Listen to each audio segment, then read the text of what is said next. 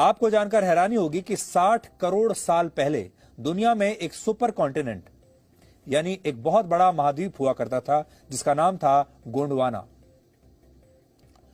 जो उस समय पूरी पृथ्वी के 20% हिस्से के बराबर था। और आज का पूरा भारतीय उपमहाद्वीप दक्षिण America, Africa, Antarctica, Australia, New Zealand और अरेबियन पेनिनसुला इसी गोंडवाना लैंड का हिस्सा हुआ करते थे। लगभग 20 करोड़ वर्ष पहले पृथ्वी के नीचे मौजूद टेक्टोनिक प्लेटों के टकराने की वजह से गोंडवाना लैंड टूटना शुरू हुआ और इस दौरान ये सारे देश, महाद्वीप और उपमहाद्वीप अस्तित्व में आने लगे। और इस सुपर कॉन्टिनेंट का नाम गोंडवाना गोंड आदिवासी लोगों के नाम पर ही रखा गया था, जिनकी पहचान मध्य भारत से जुड़ी हुई है, ऐसा माना जाता है। यानी भारत के आदिवासी आदिकाल से भारत का और भारत के इतिहास का हिस्सा रहे हैं। यह बहुत बड़ा दुर्भाग्य है कि हमारा देश जब आजाद हुआ उसके बाद असल में आजादी आदिवासियों को भी मिलनी चाहिए थी, और वो भी हमारे देश के उतने ही महत्वपूर्ण नागरिक हैं जितने बाकी के लोग हैं। लेकिन आदिवासी मुख्य धारा से कटते चले गए, और मुख्य धारा में जो शक्तिशाली लोग थे वो लोग, ऐसे लोग जो बाद में शहरों में रहने लगे, ऐसे लोग जो बड़ी बड़ी नौकरियों में आ गए, ऐसे लोग जिन्होंने बहुत पैसा कमा लिया, उन्होंने कभी आदिवासियों के बारे में सोचा ही नहीं। आदिवासी इन जंगलों को अपना घर मानने लगे, इन्हीं को अपनी संपदा मानने लगे, और धीरे धीरे हमारे देश का जो शक्तिशाली वर्ग था वो उनकी नजर भी इन्हीं जंगलों पर पड़ गई। अब बड़ी बात यह है कि ये जंगल आखिर किसकी संपदा है? आदिवासियों की, जो सैकड़ों वर्षों से, हजारों वर्षों से यहां पर रह रहे हैं, जो जिनका घर यहां पर है, या उद्योगपतियों की जो वहां से पैसा कमाना चाहते हैं, या सरकारों की जो अब वहां सरकार है तो वो ये कहते हैं कि ये इलाका हमारा हुआ। तो ये इलाका है किसका?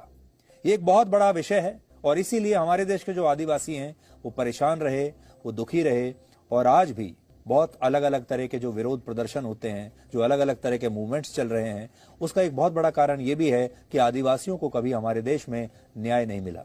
लेकिन अब हम उम्मीद करते हैं कि आदिवासियों को न्याय मिलेगा, और साथ ही जिस तरीके से हबीबगंज स्टेशन का नाम बदला गया है उससे ये भी समझ में आएगा भारत के लोगों को कि इतिहास में जो चीजें आपको सही तरीके से नहीं पढ़ाई गई, और वो हिस्सा हमारे देश में अलग अलग स्थानों के नाम में भी निहित है, उन सब चीजों को, उन गलतियों को अब सुधारा जा रहा है, अब उन्हें ठीक किया जा रहा है। और इतिहास में जिन लोगों को सम्मान मिलना चाहिए था, इतिहास में जिन लोगों को हमें वाकई में असल में याद करना चाहिए था, अब उन लोगों के बारे में आपको फिर से बताया जा रहा है, और इसीलिए इन जगहों के नाम भी बदले गए। आज जो आप साउथ अमेरिका देख रहे हो ना, वो इसी गोंडवाना लैंड का पार्ट था जो टूट गया, है ना, टूट के बिखर गया। क्यों बिखरा, क्या है, वो तो आगे समझेंगे। क्या हुआ ये समझो पहले, ठीक है। साउथ अमेरिका बना, इसी से सर आपका एंटार्क्टिका जो है, एंटार्क्टिका, ये एंटार्क्टिका बना है। इसी से सर आपका अफ्रीका जो गोंडवाना लैंड है,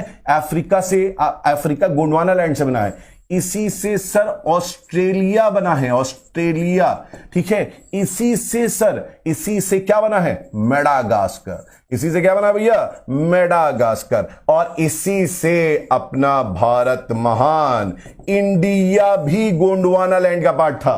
और थोड़ा अपनी जो छाती है ना वो चौड़ी करो लो, क्यों? क्योंकि इंडिया में एक जनजाति पाई जाती है, एक ट्राइब मिलता है जिसका नाम है गोंड। और इसी गोंड के नाम से सोचो जो फॉरेन के राइटर्स थे उन्होंने इसका नाम दिया गोंडवाना लैंड, गोंडवाना लैंड। और आपको मैं बताऊं, इंडिया पूरे वर्ल्ड में एक ऐसी कंट्री है जिसके नाम पे आपका ओशियन है। जी आखिर पृथ्वी है कैसे, इसको समझने के लिए आपको 20 करोड़ साल पहले जाना पड़ेगा। 20 करोड़ साल पहले पृथ्वी जो थी वो इस शेप में थी। बीच में एक बहुत बड़ा सुपर कॉन्टिनेंट, विशाल महाद्वीप था जिसका नाम था पेंजिया। हम सब लोग उसी सुपर कॉन्टिनेंट के हिस्सा थे। एक ही महाद्वीप था, आज की तरह 7 महाद्वीप नहीं थे, और चारों ओर इसमें समुद्र था जिसका नाम था पेंथालासा। सुपर ओशियन का नाम पेंथालासा, सुपर कॉन्टिनेंट का नाम पेंजिया। एक ही महासागर, एक ही महाद्वीप थे। इन्हीं से टूट के कई महासागर बने और कई सारे महाद्वीप बने। वेगनर महोदय ने ही बताया था, प्लेटो के मतलब महाद्वीप महाद्वीपीय विस्थापन का सिद्धांत, कैसे कैसे ये जो पेंजिया महाद्वीप था ये टूट गया। यहाँ पर धीरे धीरे ये पेंजिया महाद्वीप ऐसे टूटना चालू हुआ, और जब पेंजिया टूटा ना तो इसके ऊपर का एक जो खंड था वो कहलाया लारेशिया और नीचे वाला कहलाया गोंडवाना लैंड, और इन दोनों के बीच एक नए सागर का जन्म हो गया जिसे हम कहते थे तेथिस सागर। ये तेथिस सागर के जगह पे हिमालय खड़ा हो गया। जहां उस समय का सबसे गहरा सागर होता था तेथिस सागर, आज वहां हिमालय खड़ा हो गया। इसमें हम ये बेसिकली ये समझेंगे कि पृथ्वी की बनावट कैसी है।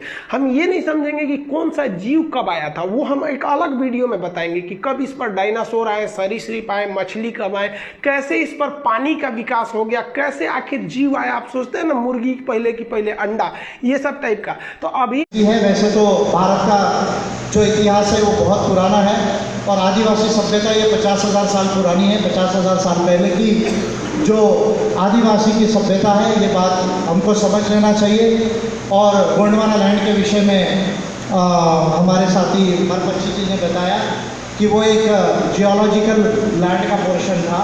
वो जियोलॉजिकल लैंड का पोर्शन था, लेकिन केवल इसीलिए उसका गोंडवाना लैंड नाम नहीं पड़ा। जब फ्रेजर जो एंथ्रोपोलॉजिस्ट थे, जब वो आए, जियोलॉजिस्ट एंड एंथ्रोपोलॉजिस्ट थे, उनका नाम फ्रेजर था। जब वो आए तो उन्होंने जब ये जियोलॉजी के पार्ट को स्टडी किया और उन्होंने पाया कि ऑस्ट्रेलिया, इंडिया और अफ्रीका जुड़ा हुआ था और एशियन कॉन्टिनेंट के साथ में, और अब ये सेपरेट हुआ, इसको मैं क्या नाम दूँ। तो जब उन्होंने सोचा कि मैं इसको क्या नाम दूँ, तो उनको किसी ब्राह्मण का नाम याद नहीं आया, उनको किसी क्षत्रिय का नाम याद नहीं आया, उनको किसी भी जो है वो वैश्य का नाम याद नहीं आया। उनको भारत के अंदर में सबसे प्राचीन अगर कोई कम्युनिटी का नाम याद आया तो वो गोंड कम्युनिटी का आया, और इसलिए उसका नाम गोंडवाना लैंड किया। ये बात आपको ध्यान में रखने की जरूरत है। यानी गोंड ट्राइब या मुंडा ट्राइब या संताल ट्राइब या ओराउन ट्राइब, ये या हलवा है और भी जो ट्राइब्स है, ये भारत में आर्यों के आने के पहले से यहाँ पर थे। आर्य आए 3,500 साल पहले, बिल्कुल अभी ये क्लियर हो गया है। अगर आप यूडर्सफील्ड यूनिवर्सिटी का 2017 का रिसर्च पढ़ेंगे, उताह यूनिवर्सिटी के रिसर्च के बाद जो 2011 में हुआ, उसके बाद 2017 का लेटेस्ट रिसर्च हुआ, यूडर्सफील्ड यूनिवर्सिटी यूके ने क्लियर किया कि भारत के अंदर में इन लोगों का डीएनए केवल 3,500 साल का मिलता है, उसके पहले इनका डीएनए नहीं मिलता।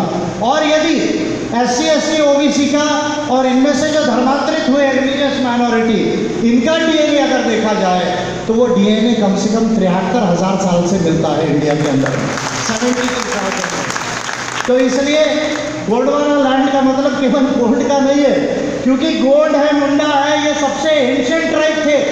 इसलिए वो एंथ्रोपोलॉजिस्ट को और जियोलॉजिस्ट को लगा कि इसका नाम क्या देना चाहिए, तो इसलिए उन्होंने इसको गोंडवाना लैंड कहा।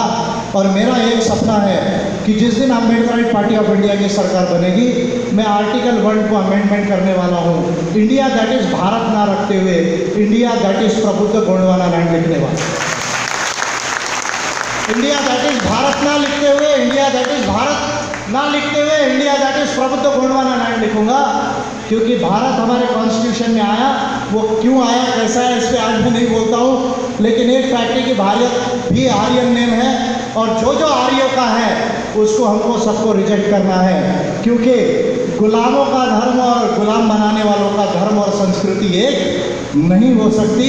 इसलिए जो आर्यों का है वो हमारा नहीं हो सकता। जो नागों का है, जो असुरों का है, जो मुंडाओं का है, जो गोंडों का है, जो आदिवासी का है, जो दलित का है, जो ओबीसी का है, वही हमारा कल्चर होगा।